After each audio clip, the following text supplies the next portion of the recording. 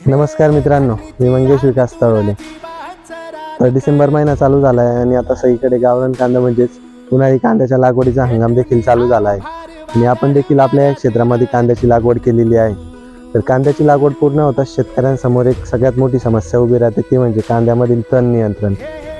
तर बरेचसे शेतकरी या तण नियंत्रणासाठी गोल किंवा टर्गा सुपर या दोन औषधांचा वापर करतात, पण बऱ्यापैकी असे अनुभवात आले आहे की या दोन औषधांचा वापर करताना कांद्याला इजा होते किंवा त्याचे विपरीत परिणाम हे कांद्यावर होतात।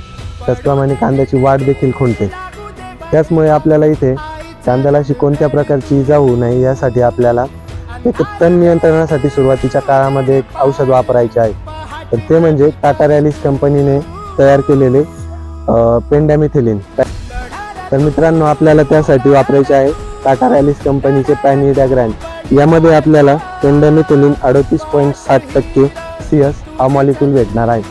तर याची फवारणी आपण नेमकी कधी करणार? तर कांदा लागवड झाल्यानंतर 36 ते 48 तासामध्ये या औषधाची आपल्याला फवारणी करायची आहे, जेणेकरून कांद्यामधील जे सुरुवातीच्या काळामध्ये तण उगवते ते तणाची समस्या आपल्याला कमी प्रमाणात भासवेल किंवा तण अतिशय अल्प प्रमाणात आपल्याला उगवेल।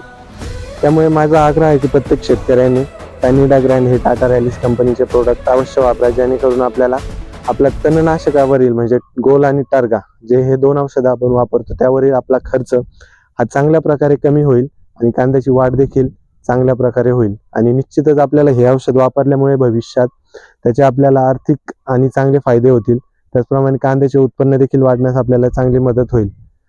मित्रांनो, तुम्ही देखील तण नियंत्रणासाठी कधी हे औषध वापरले आहे का?